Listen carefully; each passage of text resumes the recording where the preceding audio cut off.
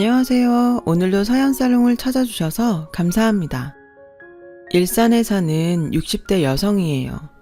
여자는 젊어서 남편 그늘에 살고 늙어서는 자식 그늘에 산다는데 안타깝게도 저에게는 그런 삶이 허락되지 않았어요.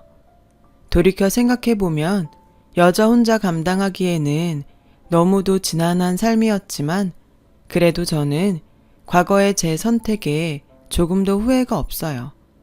저에게는 무엇과도 바꿀 수 없는 사랑스러운 딸과 오랜 시간을 돌아 다시 만난 고마운 분들이 계시니까요. 그래서 이제는 가슴 한켠의 추억으로 남은 이야기를 꺼내보려고 합니다. 가슴 아프지만 행복했던 시절 얘기를요. 저는 13살 때 사고로 부모님을 잃고 친척집에 얹혀 살았어요. 4살 위 언니는 큰 고모 댁에서 살았고 저는 막내 고모 댁에서 살았죠. 우리 자매가 다시 만나 함께 살게 된 건 제가 고등학교 2학년 때였어요. 고등학교를 졸업하고 직장 생활을 하던 언니가 저를 데리러 왔거든요. 이젠 나도 돈을 버니까 단칸방이라도 얻어서 우리 둘이 살 수 있어. 언니는 저와 헤어지던 날 꼭 데리러 오겠다는 약속을 지키기 위해 그동안 열심히 돈을 모았더라고요. 거기에 큰 고모 내외가 돈을 보태주셔서 사글세 빵을 얻을 수 있었죠. 그렇게 우리 자매는 헤어진 지 5년 만에 함께 살게 되었어요. 얼마 안 되는 언니 월급으로 월세를 내고 생활비에 제 등록금까지 내려니 늘 쪼들리는 생활이었죠. 그래도 남의 눈치 안 보고 우리 자매가 함께 살 수 있는 것만으로도 더는 바랄 게 없었어요.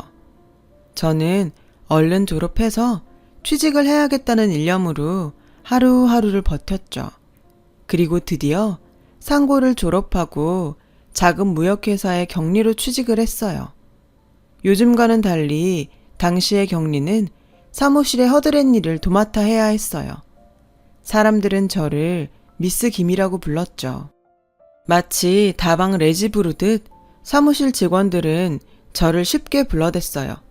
미스 김, 커피 한 잔 타와. 미스 김, 가서 담배 한 갑 사와. 미스 김, 나랑 연애할래?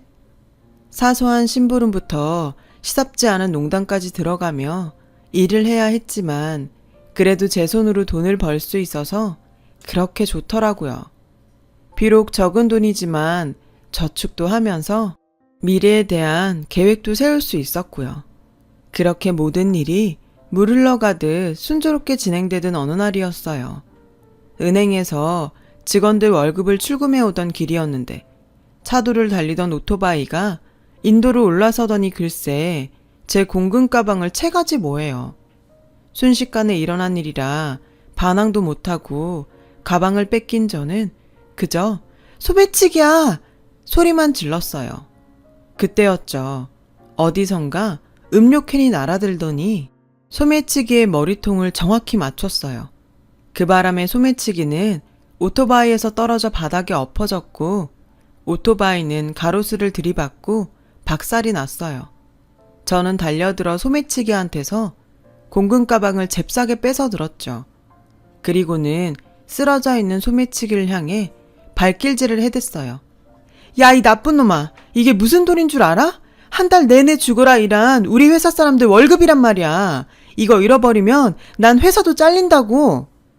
분한 마음에 한참을 발길질을 하는데 누군가 제 어깨를 잡으며 말리더군요. 고개를 들어보니 검은 뿔테 안경을 쓴 제 또래의 남자였어요. 그만해요. 이러다 사람 죽이겠어요. 살인범으로 감옥 가고 싶어요. 저는 그 살인범이란 말에 몸이 굳어버렸죠. 남자는 그런 저를 보곤 피식 웃더군요. 다행히 헬멧을 써서 머리는 안 다친 것 같고 찰과성 정도니까 그쪽이 감옥에 갈 일은 없겠네요. 그러니까 놀란 토끼는 안 해도 돼요. 이제 괜찮아요. 괜찮다는 말에 저는 긴장이 확 풀려서 그 자리에 주저앉아 버렸어요. 이 돈을 잃어버렸으면 어쩔 뻔했나 생각하니 눈물이 나더라고요. 감정이 격해져서 꺽대며 우는데 지나가는 사람들이 전부 제 옆에 서 있는 남자를 째려보며 손가락질을 하더군요. 난처한 표정의 남자는 어쩌지도 못하고 그저 저를 내려다볼 뿐이었어요. 그렇게 한참을 울고 나니 사람들 신고로 순경이 달려왔더라고요. 소매치기는 순경한테 끌려갔고 저랑 남자도 파출소로 가서 상황 설명을 하고서야 모든 일이 끝이 났어요. 알고 보니 소매치기한테 음료캔을 던진 사람이 이 남자더라고요. 파출소 순경 말에 따르면 이 남자 아니었으면 회사 공금을 몽땅 털렸을 거라며 평생 은인으로 알라고 하더군요. 그런데 그때는 은인이고 나발이고 회사에 들어가 월급을 나눠주는 게 급선무여서 고맙다는 인사만 넙죽하곤 그대로 회사로 달려갔어요. 회사에 도착해보니 회사는 회사대로 난리가 났더라고요. 경리가 돈을 들고 도망쳤다고 경찰에 신고할 참이었죠. 부장님은 저를 보자마자 버럭 화를 냈고 저는 눈물 범벅이 된 얼굴로 부장님께 자초지종을 설명했어요. 제 이야기를 들은 부장님은 엉망이 된 제 모습을 보시고는 더는 뭐라고 안 하시더라고요. 그렇게 그날 일은 무사히 끝이 났고 다시 일상으로 돌아갈 수 있었어요. 그렇게 며칠이 지났을까요? 이른 아침 만원 버스를 타고 출근을 하려는데 회사 건물 앞에서 누가 제 이름을 부르지 뭐예요. 저를 도와주었던 뿔테안경 남자였어요. 남자는 저를 보자마자 그러더군요. 사람이 어쩜 이렇게 뻔뻔해요? 아니, 내가 소매치기도 잡아줬고 여자 울림 파렴치한이란 소리까지 들어가며 지켜줬더니 이렇게 쌩까요? 아, 그날은 정말 고마웠어요. 제가 경황이 없어서 인사도 제대로 못 드렸네요. 미안해요. 미안한 거 알면 커피라도 한 잔 사요. 노른자 동동 띄운 쌍화차면 더 좋고. 그 남자의 닭달에 못 이겨 그 주 일요일에 우린 명동에서 만났어요. 남자는 커피는 됐다며 맥주나 한잔 하자고 쉘브르라는 라이브 카페로 저를 데리고 가더군요. 가수들의 라이브 공연을 보며 맥주를 마시는 자유로운 분위기의 공간이었죠. 딱 봐도 그곳을 찾은 손님 대부분이 대학생인 것 같았어요. 어려운 팝송도 잘들 알더라고요. 자리를 잡고 앉자 남자는 자기소개를 했어요. Y대 의대생이라더군요. 적성에 맞아서 의대에 간 건 아니고 부모님이 모두 의사라서 자기도 어쩌다 보니 의대에 가게 됐다고요. 남자는 한참을 자기가 좋아하는 책과 음악에 대해 떠들어댔어요. 이곳을 자주 찾는 이유는 자유로운 분위기 때문이라면서요. 저한테도 느끼게 해주고 싶었다나요? 그곳에 모인 사람들 모두가 통기타와 맥주, 청바지 문화에 자연스럽게 녹아들었지만 저는 그러지 못했어요. 괜히 몸에 안 맞는 남의 옷을 빌려 입은 것처럼 불편하더라고요.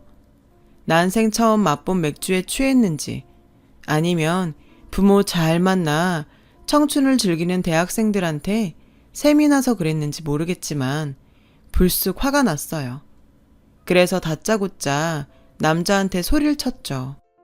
그러니까 날 여기 데려온 이유가 잘난 대학생들은 이러고 논다고 나한테 자랑하고 싶었던 거야?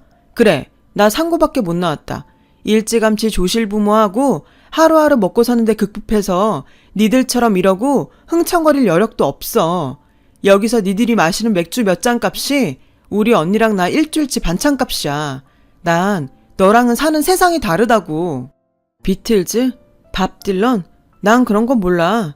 그러니까 나 같은 애 앞에서 잘난 척 말고 네 친구들 앞에서나 잘난 척해.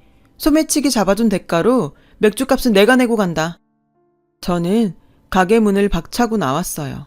하필 추적추적 비까지 내리더라고요. 명동 성당에선 주말 미사가 끝났는지 신도들이 거리로 쏟아져 나왔어요. 저는 인파에 휩쓸린 채 닭똥 같은 눈물을 뚝뚝 흘리며 걸었죠. 그때였어요.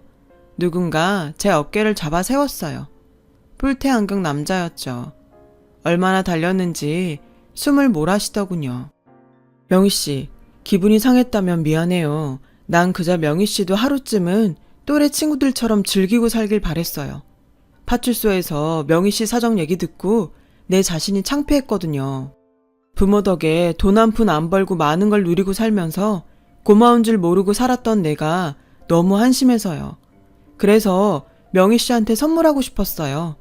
열심히 살았으니까 오늘 하루쯤은 이렇게 보내도 된다고 말해주려고요. 그리고 이 돈은 가져가세요. 선물을 하고 돈을 받을 순 없으니까요. 오늘 일은 정말 미안해요. 내가 주제 넘었어요. 사실 저는 가게를 나오던 그 순간부터 후회를 하고 있었어요. 타인의 호의를 고맙게 받아들이지 못하는 제 자신이 너무 옹졸하게 느껴졌거든요. 그런데 이렇게 따라와 사과까지 하니 민망해서 얼굴을 못 들겠더라고요. 그런데 그 순간 주책 없이 배에서 꼬르륵 소리가 나지 뭐예요. 남자는 그 소리를 들었는지 웃음을 참으며 괜한 헛기침만 하더군요. 그런데 그 순간 남자 배에서도 꼬르륵 소리가 나더라고요.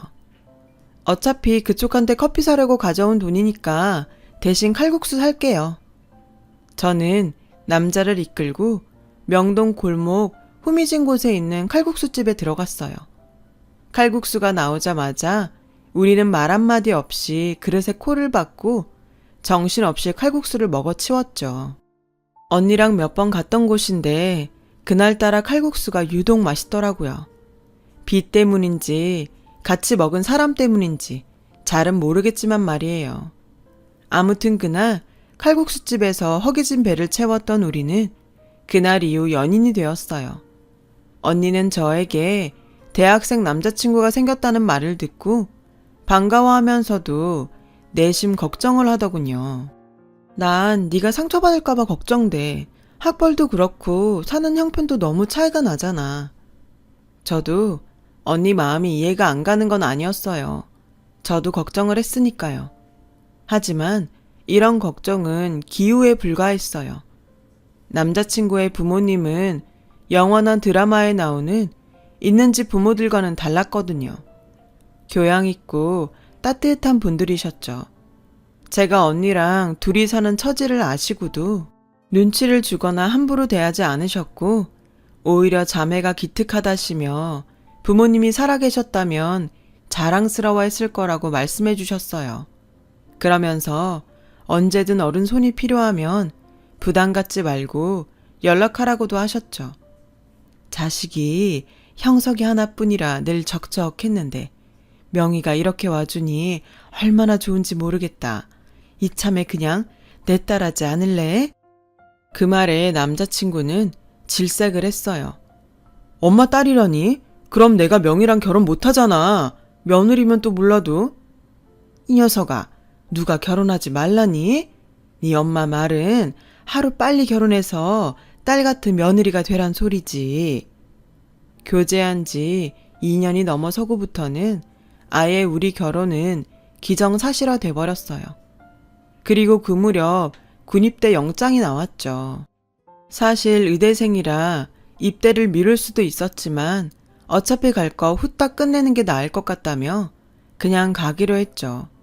하지만 입대 날짜가 다가오니 연기를 할 걸 그랬나 후회를 하는 눈치였어요. 명희야, 너 정말 나 기다려줄 거지? 고무신 거꾸로 신으면 평생 재수없다. 그러니까 나 꼭 기다려야 돼. 혹여 제가 변심할까봐 어찌나 애처럼 안달을 하던지 귀엽기까지 했어요. 죽으러 가는 것도 아니고 고작 3년인데 내가 그깟 걸 못 기다릴까봐 사람을 어떻게 보고 하는 소리야. 전쟁이 나서 영영 못 보게 돼도 난 너 기다릴 테니까 걱정 붙들어 매. 훈련소로 들어가는 남자친구 앞에선 큰 소리를 쳤지만 돌아서는 순간부터 집으로 가는 내내 눈물을 흘렸어요. 다시 못 보는 것도 아닌데 그렇게 가슴이 찢어지는 것처럼 아프더라고요. 아마도 비극적인 사건을 예견했던 모양이었나 봐요. 남자친구가 훈련소에 들어가고 2주 정도 지난 어느 날이었어요. 회사로 저를 찾는 전화가 왔어요. 남자친구 아버님이었죠. 훈련 중에 사고가 났는데 남자친구가 다쳤다는 거예요. 그 길로 저는 조퇴를 하고 남자친구 부모님과 함께 군 병원으로 달려갔어요. 듣기로는 훈련 중에 넘어지면서 강목에 박혀있던 못에 다리를 다쳤다는데 병실에 들어가 보니 다리를 다쳤다는 사람이 숨도 제대로 못 쉬고 있더라고요. 아버님은 군병원 의사한테 상태 설명을 들으러 나가셨고 어머님은 다 죽어가는 아들을 보자 오열을 하셨어요. 저 역시 아무 말도 못하고 눈물만 흘릴 뿐이었죠. 그 와중에도 남자친구는 어머님과 제가 걱정할까봐 희미하게 웃어 보이더군요. 그 모습에 억장이 무너지는 것 같았어요. 상담을 마치고 들어오신 아버님은 상태를 설명해 주셨어요. 녹슨못이 뒤꿈치에 박혔는데 적절한 치료를 못 받고 해열제 처방으로 버틴 탓에 파상풍과 폐혈증까지 와서 오늘을 버티기 힘들 것 같다고 하셨죠. 그 말에 어머님은 주저앉으셨어요. 저 역시 온전히 서 있기가 힘들었고요. 하지만 생떼 같은 아들을 잃게 생긴 남자친구 부모님 앞에서 제 아픔이 비교나 되겠어요? 그래서 한 발 뒤에서 눈물만 흘리고 있을 뿐이었죠. 그날 남자친구 부모님과 저는 병실에서 남자친구의 마지막을 지켰어요. 죽기 전 남자친구는 부모님께 저를 부탁한다는 말을 남겼죠. 그리곤 새벽녘 세상을 떠나고 말았어요. 저는 그렇게 첫사랑과 이별을 했어요. 장례를 치르는 내내 저는 남자친구의 영정을 지켰어요. 그리고 49째 날 남자친구 어머님이 제게 그러시더군요. 명희야, 우리한테 넌 딸이나 친배 없어. 그래서 하는 말이니 잘 들어주렴. 이제 형석이 있고 좋은 남자 만나 사랑받고 살아. 더는 우리 찾지 말고. 알겠니? 널 위해서라도 우리가 널 보내는 게 맞는 것 같다. 언니랑 꿋꿋하게 잘 살아야 한다. 남자친구를 떠나보내고 49일 만에 저는 그의 부모님과도 이별을 했어요.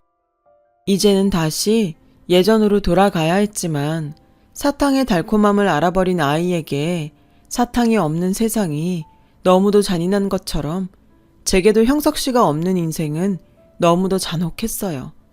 그래서 나도 이대로 형석 씨를 따라 갈까도 생각했었죠. 그럴 때마다 언니는 제 마음을 붙잡아 주려고 노력했어요. 어르고 달래고 때로는 정신 차리라고 제 뺨을 치기도 했죠. 하지만 순간뿐이었어요. 우리가 함께 거닐었던 명동거리와 처음 데이트를 했던 쉘브르, 그리고 칼국수집 앞을 지날 때면 어김없이 가슴 한켠이 시려오면서 인생이 공허하게 느껴졌거든요. 그런데 이런 제게 살아야 할 이유가 생겨버렸어요. 제가 임신을 한 거예요. 그동안 넋을 놓고 산 탓에 생리가 끊긴 것도 모르고 있었는데 아침에 밥 짓는 냄새를 맡으니 구역질이 나지 뭐예요. 그런 저를 보고 주인집 아줌마가 누가 보면 꼭 처녀가 임신한 줄 알겠다며 혀를 차셨죠. 생각해보니 남자친구가 입대하기 전 하룻밤을 보냈던 기억이 나더군요. 너무 당황스럽고 막막해서 어떻게 해야 할지 모르겠더라고요. 며칠을 끙끙거리다 결국 언니한테 이 사실을 알렸어요. 언니는 당장 병원에 가자고 하더군요. 그렇게 언니 손에 끌려 병원에 갔는데 임신이 맞더라고요. 3개월 정도 됐다고 하니 그날 임신이 된 게 확실했어요. 언니는 남자도 이미 죽고 없는데 애는 낳아서 뭐하냐고 지우자고 했지만 그렇게는 못하겠더라고요. 이 아이라도 품고 있어야 제가 살 수 있을 것 같았거든요. 그게 무슨 소리야. 처녀가 애를 낳아서 뭘 어쩌겠다고. 부모 없이 자라서 몸뚱아리 함부로 굴렸다는 소리밖에 더 들어? 죽은 남자 애 때문에 네 인생 망칠 거야? 명희야, 이번만큼은 제발 언니 말 들어. 제발 네 인생을 좀 생각하라고. 언니의 필사적인 만류에도 불구하고 저는 아이를 낳기로 결심했어요. 회사에는 비밀로 하고 다녔고요. 하지만 7개월을 넘어가면서 배가 많이 불렀고 결국 얼마 뒤 회사를 그만두게 되었어요. 그 후로는 동네 아주머니들과 함께 집에서 할 수 있는 부업을 했어요. 봉투를 붙이고 양말을 포장하고 인형 눈을 붙이는 일도 했죠. 출산을 반대하던 언니는 결국 제 편이 되어주었어요. 세상의 가족이라고는 너랑 나뿐인데 나마저 널 버리면 우리 명이 가여워서 어떡해? 그러니 나라도 네 편 해야지. 그래, 이렇게 된 거 낳자. 낳아서 언니랑 같이 키우자. 지금보다 더 어려운 상황도 지나왔는데 이 일정도 못 견디겠니? 그러니까 넌 잘 먹고 좋은 생각만 해. 철없는 동생 때문에 언니는 또다시 처녀 가장이 되고 말았어요. 그렇게 시간은 흘러 저는 출산을 했어요. 눈에 넣어도 아프지 않을 딸이었죠. 다른 산모들은 친정 엄마가 찾아와 옆에서 돌봐주었는데 저는 언니가 회사에 휴가를 내고 저를 돌봐주었죠. 퇴원을 한 후엔 주인집 아주머니가 많이 도와주셨어요. 말로는 처녀가 애를 낳았다고 뭐라고 하셨지만 그래도 끼니마다 잊지 않고 미역국을 챙겨주셨죠. 기저귀를 빨려고 수도가에 앉을 아치면 소리를 고래고래 지르시면서 저를 방으로 들여보내곤 대신 빨아주셨고요. 몸을 추스르고 다시 직장에 나가게 되었을 땐 동네 아주머니들이 번갈아 가며 딸아이를 봐주셨어요. 한 아이를 온 동네가 함께 키우는 셈이었죠.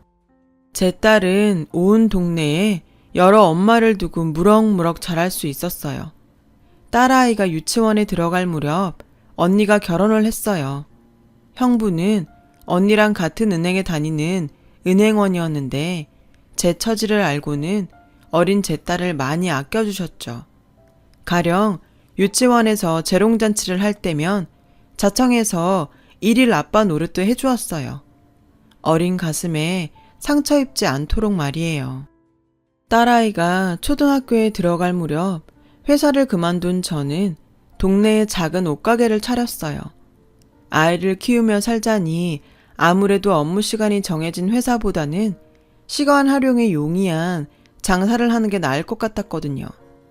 처음엔 사입을 하는 요령이 없어서 재고를 많이 떠안았지만 시간이 지나자 요령도 생겨서 꽤 수입이 좋았어요. 첫 애를 낳고 회사를 그만둔 언니가 종종 가게를 봐준 덕분에 딸아이 교내 학부모 활동에도 지장 없이 참여할 수 있었고요. 비록 반쪽뿐인 부모였지만 남들만큼 먹이고 입히고 가르치며 키웠어요. 다행히 딸아이도 잘 자라주었고요. 그런데 대학 진학을 앞둔 딸아이가 느닷없이 간호학과에 가겠다고 하지 않겠어요? 의대가 아니라 간호학과에 간다고? 어릴 때부터 의사가 되겠다고 노래를 부르더니 갑자기 왜 바뀐 거야? 딸애는 아무래도 성적이 안 될 것 같다며 성적에 맞춰 간호학과에 가겠다고 하더군요. 성적이 그렇다니 저도 더는 의대를 강요할 수 없었어요.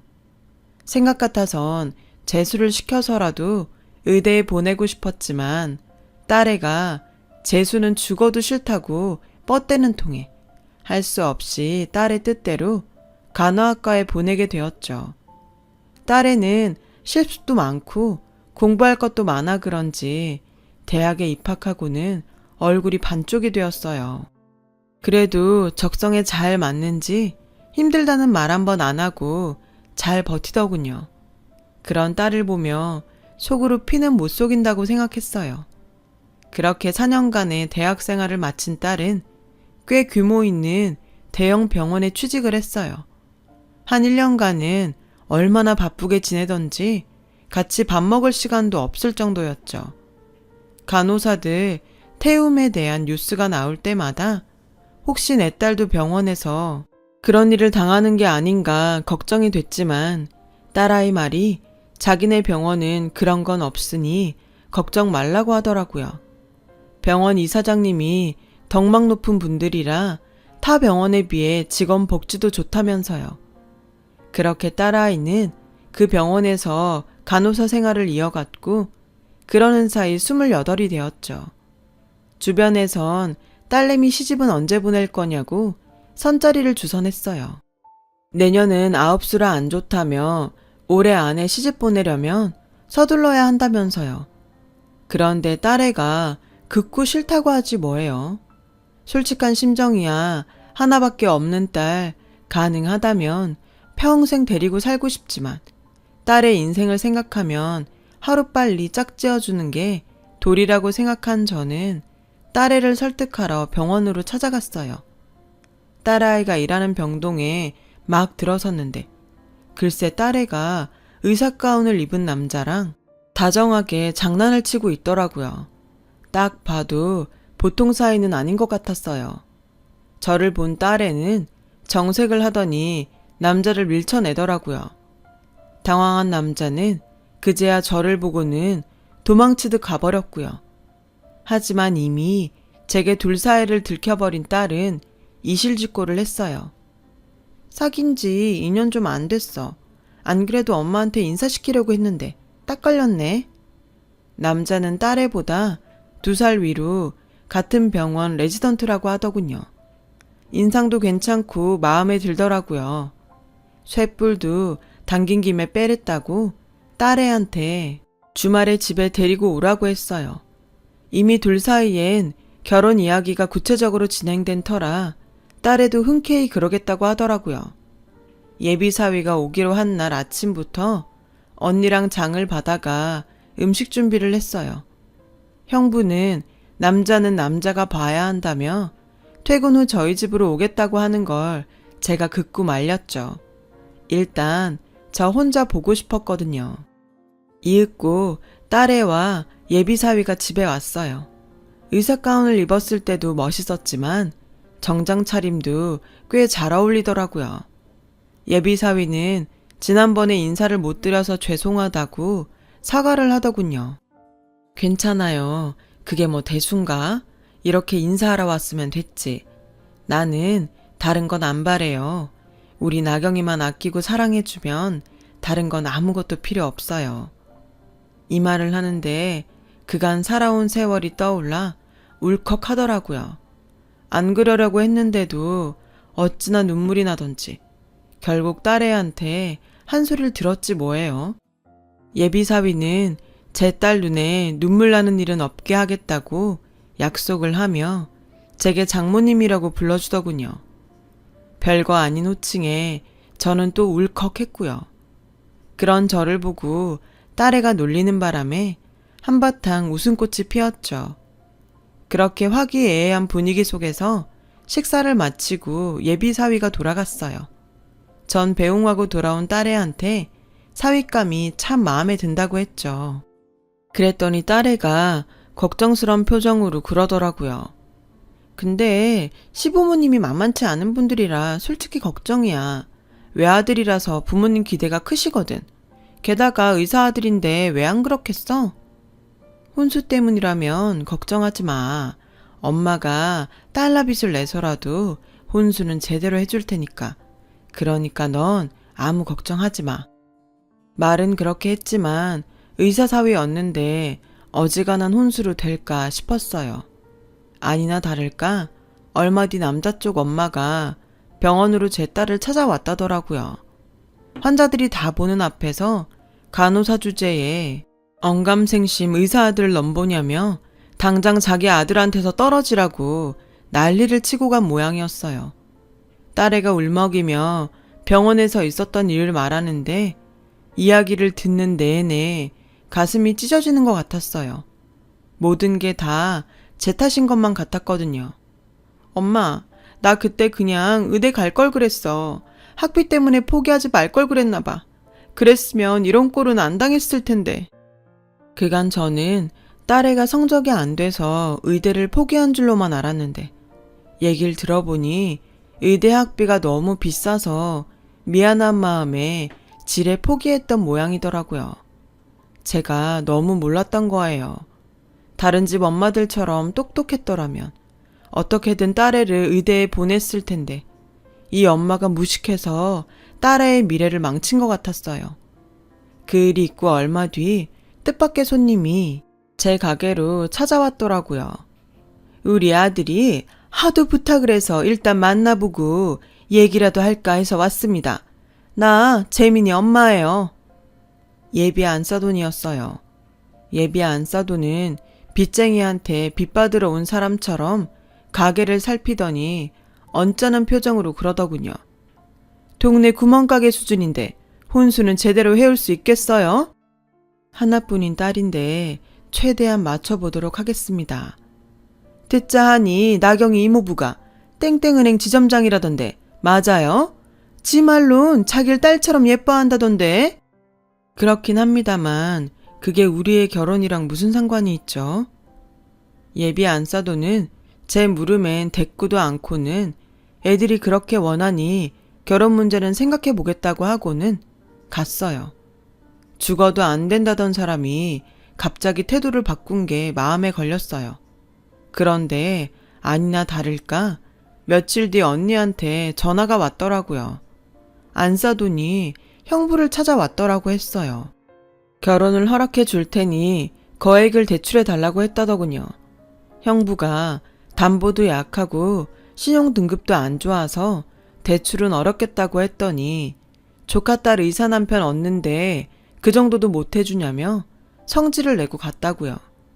언니한테 그 말을 듣는데 어찌나 얼굴이 화끈거리던지 창피해서 혼났어요. 당장 형부한테 전화해서 죄송하다고 사과를 했죠. 그랬더니 오히려 형부는 제 딸 걱정을 하더라고요. 그깟 대출 나도 해주고 싶지만 그게 담보도 그렇고 어지간해야 말이지. 그나저나 대출 안 해준다고 나경이 찾아가서 해코지라도 하면 어떡하지? 형부 말을 듣고 보니 지난번 병원으로 찾아와 딸애를 망신 준 일이 떠올랐어요. 그깟 결혼 안 하면 그만이지만 우리 딸 가슴에 못 박는 건 참을 수 없었어요. 그래서 딸애한테 전화를 했어요. 혹시 안사돈이 찾아오지 않았냐고요. 그런데 마침 그때 수화기 너머에서 카랑카랑한 그 여자 목소리가 들리지 뭐예요. 순간 눈이 뒤집힌 저는 그 길로 딸애가 일하는 병원으로 달려갔어요. 그런데 그곳에서 제가 마주한 상황은 제 예상과는 전혀 다른 모습이었어요. 아나무인이던 예비 안사돈이 제 딸의 앞에서 벌벌 떨며 고개를 숙이고 있지 뭐예요. 다가가서 보니 제 딸 옆에는 백발이 성한 노부부가 서 있더라고요. 예비 안사돈의 사과에도 불구하고 노부인은 호통을 쳤어요. 의사 아들 둔 게 무슨 벼슬입니까? 의사 면허 앞세워 한미천 챙기고 싶은 거라면 당신 아들 데리고 당장 내 병원에서 나가세요. 우린 그딴 의사 필요 없습니다. 그리고 똑똑히 알아두세요. 한 번만 더 환자들 보는 앞에서 내 병원 간호사한테 함부로 했다가는 내가 당신 형사고발할 겁니다. 아셨습니까? 예비 안사돈은 고개를 조아리며 연신 사과를 했어요. 그런데 그 노부부의 모습이 왠지 낯이 익더라고요. 많이 늙긴 하셨지만 알 수 있었죠. 형석 씨 부모님이었거든요. 어머님! 저는 눈물을 글썽이며 다가갔어요. 제 목소리를 들은 노부부는 잠시 저를 쳐다보시더니 이내 알아보시더군요. 명희야. 어머님은 절 끌어안고는 울먹이셨어요. 그동안 어떻게 지냈냐며 아무리 찾지 말라고 했기로서니 어쩜 연락 한 번 없었냐고 서운해 하시더군요. 네가 병원에 무슨 일이냐? 혹시 너 어디 아픈 거니? 그런 거야? 아니요. 딸아이가 이 병원에서 간호사로 일해요. 나경아, 이리 와서 인사드려. 내 친할머니, 친할아버지셔. 제가 딸애를 소개하자 두 분은 깜짝 놀라셨어요. 그리곤 나경의 얼굴을 살피시더니 이내 눈에 눈물이 고이셨죠. 어머님은 제 딸의 얼굴을 어루만지시며 어째 자꾸 눈이 가더라고. 그래서 저 여자한테 당하고 있는 걸 그냥 지나칠 수 없었다고 하셨어요. 그랬는데 당신 손녀라니 놀랄 수밖에요. 형석이랑 눈이 똑 닮았구나. 손녀딸이 지척에 있었는데 이 할미가 못 알아봐서 미안하다. 제 딸애가 병원 이사장 손녀라는 사실에 사람들은 놀라는 표정이었어요. 그리고 누구보다 놀란 사람은 바로 예비 안사돈이었죠. 그날 이후 우리 모녀에게는 많은 변화가 있었어요. 딸아이는 28년 만에 아빠의 호적 밑으로 들어갔고 저에게는 세상 가장 큰 빽인 부모님이 생겼으니까요. 오래전 내 딸로 살자던 어머님 말씀이 수십 년이 지나서야 실현이 된 거예요. 뒤늦게 완성된 우리 가족은 비록 짧은 기간이었지만 서로 애틋한 시간을 보낼 수 있었어요. 그러고 보니 이게 벌써 10년도 더 지난 일이네요. 현재 시부모님께서는 두 분 모두 세상을 떠나시고 안 계세요. 살아계시는 동안 그동안 못해드린 생신상과 자식 노릇을 해드릴 수 있어서 얼마나 다행이었는지 몰라요. 적어도 가슴에 한은 안 남을 테니까요. 시부모님도 오랜 시간 적막한 집안에서 두 분만 계시다가 하루아침에 손녀딸과 며느리가 들어와 북적이니 매일 살맛이 난다고 하셨더랬죠. 조금 더 오래 사셨더라면 좋았을 텐데. 현재 병원은 두 분의 유언에 따라 제 딸이 이사장직을 맡고 있어요. 참, 제 딸과 결혼할 뻔했던 예비 사위는 제 딸이 이사장 손녀라는 사실이 알려지고 얼마 뒤 병원을 그만뒀어요. 자기 엄마가 한 짓 때문에 창피해서 병원에 있을 수 없었던 모양이더라고요. 어느덧 마흔을 앞둔 제 딸은 여전히 미혼으로 살고 있답니다. 제 꿈을 찾아 뒤늦게 의대에 들어간 탓에 결혼을 생각할 겨를이 없었거든요. 하지만 덕분에 3대째 의사 집안의 명맥은 이었지만요. 4대는 어째 가능할지 모르겠습니다. 열심히 살아온 제 딸, 그것만으로 자랑스럽고 자신이 행복해야 하니 저도 행복합니다. 지금까지 저의 파란만장한 인생 이야기를 들어주셔서 감사드려요. 항상 건강하시고 복 많이 받으세요. 여러분, 사연 댓글에 응원과 현명한 조언 부탁드려요. 좋아요와 구독은 저에게 큰 힘이 됩니다. 오늘도 좋은 일 가득하세요.